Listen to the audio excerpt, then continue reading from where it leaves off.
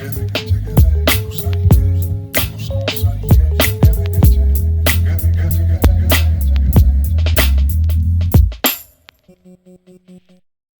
guys, welcome to another instalment of what to expect when you're selecting.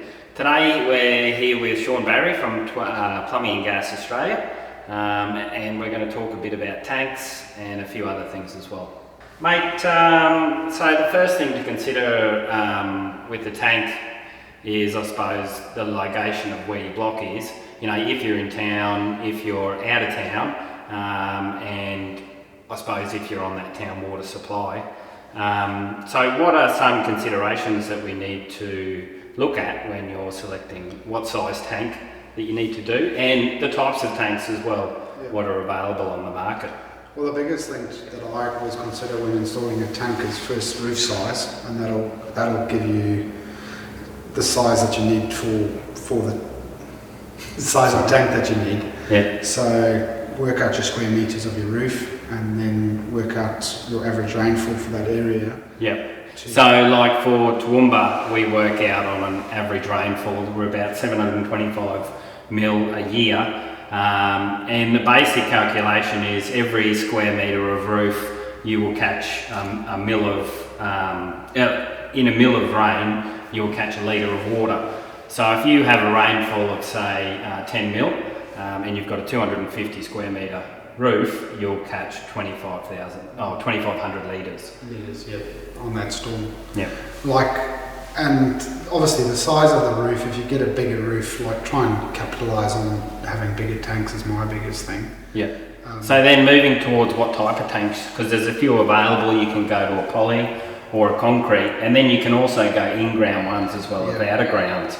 Can you tell us a bit about the advantages and disadvantages of some of them? So massive advantages of underground tanks is if you're on a small block, I would be going underground, but obviously feasibility. But you get the extra space. Above ground tanks, if you're out on a rural property, you've got lots of room. I'd go with the bigger 25,000 litre tanks, and you might even have multiple ones of them. And then if the budget doesn't allow with the concrete tanks, you could probably look at some slimline tanks.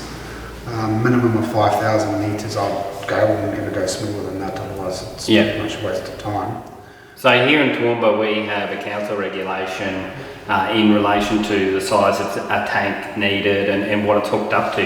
Can you go through a few things about that? So the minimum requirements of Toowoomba Regional Council is 5,000 litres. Tank with minimum of going to the toilets, the washing machine, and one outside hose tap is the minimum requirements.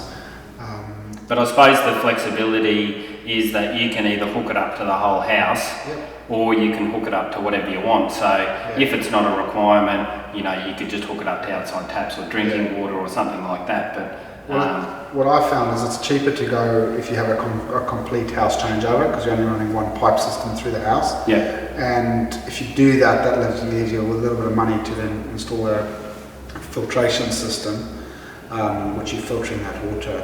And that's another important issue is with your filter, because if you're drinking a rainwater tank that hasn't been filtered, you can get very sick. Friends of ours have just been through all that, and he's just installed a UV filtration system at the back of the shed where the tank is, and so you don't see it, but it's filtering that water, so you're not likely to get sick and that sort of thing. UV is very good system. And there's other sort of filters on the market. What are some of those? So you get other filters that do sediment and carbon. The sediment removes the solids, and the carbon's going to remove any of the contaminants, like chlorine and that sort of stuff. It gets rid of the taste. But it doesn't kill any bacteria, where the UV system will do that.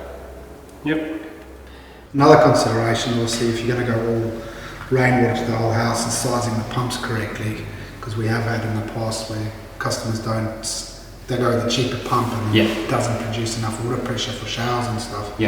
So that's very important. And most pumps probably have a minimum sort of standard as to what they'll provide. So how many garden taps, how many bathrooms and stuff like that, is that right? So that's a very important part of any design of the pumps.